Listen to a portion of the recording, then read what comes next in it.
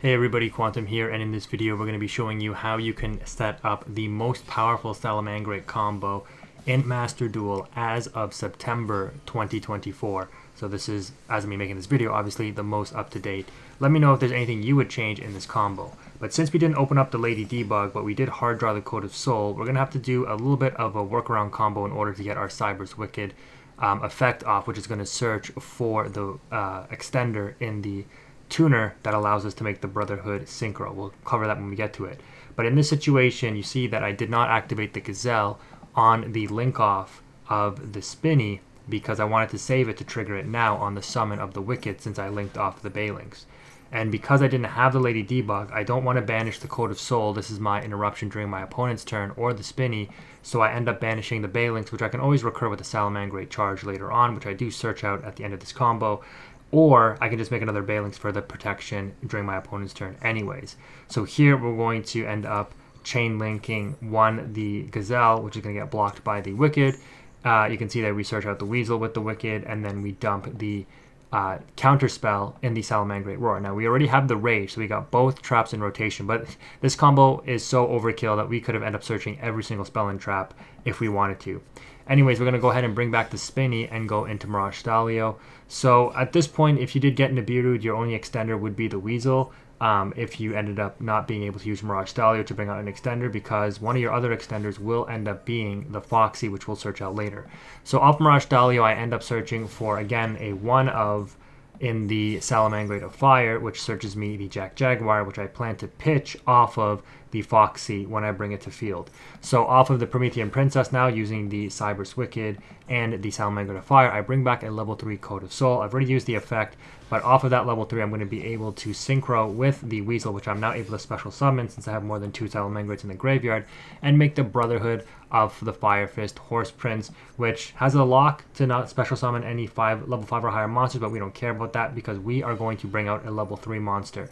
Now, if I didn't already have Ash Blossom in my hand, I would have done this combo differently because I might want to bring out an Ash Blossom so that I can get it back to hand when I link it off and put it in the graveyard with something like the Sunlight Wolf. However, in this combination, I don't need to do that. So we're going to go ahead and get the Foxy to the field, link off Foxy and the Promethean Princess in order to bring out the Raging Phoenix. Now that the Promethean Princess is in the graveyard and we summoned a Salamangreat Link monster, we're going to be able to trigger the Weasel to put back itself, special summon the Gazelle to my opponent's field, and then I can trigger the Promethean Princess if I wanted to. Now, if I didn't want to trigger Promethean Princess, I could get this Gazelle back to hand by linking off my Mirage Stalio and the Brotherhood of Fire Fist into a Sunlight Wolf, which will trigger the Mirage Stalio being used as a link material to bounce this back to my hand.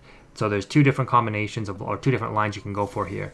Instead, I'm going for the Promethean Princess because I want to set up the Pyro Phoenix interruption with the Code of Soul during my opponent's end phase, during my opponent's turn. We'll cover that when we get to it. Now that Foxy's in the graveyard, we're going to go ahead and trigger that Foxy by special summoning it since we have a Salamangreat Sanctuary face up, any face up spell or trap, pitching the Jack Jaguar that we ended up searching, which we can then recur later. We're then going to link off the Mirage Stalio and the Foxy into a Sunlight Wolf, use the Sanctuary ability to recur the Sunlight Wolf, not trigger the counter trap in the graveyard off of the Link monster being summoned with its own material, because then it would get banished when it leaves the field. We can recur this counter trap infinitely if we wanted to. So we're going to use the Sunlight Wolf ability to get back a Salamangreat spell or trap. We didn't end up using Mirage Stalio bounce effect, but that's fine because you'll see what we're going to be able to set up later on. So now we're going to go ahead and use the Code of Soul effect during our turn to link off the Salamangreat Raging Phoenix with its own material. Now we chainlink 1, search our deck with the Raging Phoenix, chainlink 2, Sunlight Wolf's second or first effect, and recurring a Salamangreat or a fire monster from our discard pile. So again, this could be the Ash if we didn't have it in hand already, if we wanted to special summon it with the Brotherhood of the Fire Fist and link it off to put it in the graveyard. Instead, we're going to recur the Gazelle, which is again why I didn't need to bounce it back when it was on my opponent's field, because I knew I was going to get it back with the Sunlight Wolf. And then we're going to search for the Salamangreat Charge, which again can help us recycle some of our materials, and we can recur this with the Sunlight Wolf if we need to. So you can kind of see all of the nice recursion that you get with the Salamangreat engine. We're then going to use the Jack Jaguar effect to return that Mirage Stalio, so that once again we have more gas during our opponent or during our next turn, so we can OTK, just putting back more extenders. Go into the Bailings off the Jack Jaguar since our first Balinx is banished, we need to put one in the graveyard so we can use it as protection during our opponent's turn. Link off the Promethean Princess that was brought back and the Balinx to go into a Pyro Phoenix here. And then during my opponent's turn, I can opt to use, during the main phase, blow up their whole field by banishing the Code of Soul during the main phase, linking off the Pyro Phoenix with itself, since I have Sanctuary, which can be used during my opponent's turn, in order to bring out the second Pyro Phoenix, and then trigger the ability. If this card is linked summoned using the Salamangreat Pyro Phoenix as material, you can destroy all cards our opponent controls. So whatever they set up before they go to battle phase or into the end phase, we can just blow up their whole field. We have protection in the counter trap. We have pop even more cards if they try to bait the Pyro Phoenix interruption or are able to play around it somehow, like with a Kaiju or Super Poly or whatever. Because we should at least have one Salamangreat on the field still to trigger these effects.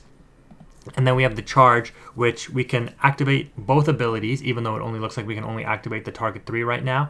If the opponent special summons, we also have Promethean Princess in the graveyard, which can blow up one of our monsters, come to the field, trigger this Raging Phoenix in the graveyard to special summon to have the modified attack, which will turn on the second effect of the Salamangreat charge. If I control a fire, Ritual Fusion, Synchro, Xyz, or Link monster whose current attack is different from the original attack, I can pop one card of the field. So all of the interruptions that we have here, we've got Code of Soul plus Pyro Phoenix, blow up everything. We've got pop up to 4 or even 2 if our Raging Phoenix gets outed somehow, because this was summoned with its own material, so was this, and then so will this after we do the Code of Soul effect. So we got a pop 4 or a pop 2 off the Rage. We've got a pop everything off Pyro Phoenix with the Code of Soul. We've got Promethean Princess pop as well, which is our third interruption here. If I can actually click on it. No, can't. Oh, over here. That's why. And then we've got either recur or pop even more cards. That's 4 interruptions. And then we got counter anything, 5 interruptions. And then we've got Ash Blossom, negate an effect that does one of these things here, which is 6 interruptions total. Very, very powerful. Do we have anything else? Not right now. Or I guess you can say 7th interruption is protect our whole field from destruction, or any Salamangreat card, I should say, from destruction with the Balinx now that we put it back in the graveyard. And then any Salamangreat monster that gets triggered, you know, if we trigger the Pyro Phoenix and it goes to the graveyard, we can then special summon the Gazelle to dump another card, which is again another extender or follow-up for the next turn. So pretty strong overall. Our opponent here, I think, understands that there's no way they're going to play through this field. They activate Chicken Game, we're going to let that go through. They draw a card and then instantly realize there's no extender. They were on like a what do you call it, like the pendulum stuff, I guess, the one that has all the spell counters and whatnot. But yeah, in the end it just wasn't enough. So yeah, a really good Salamangreat field in 2024.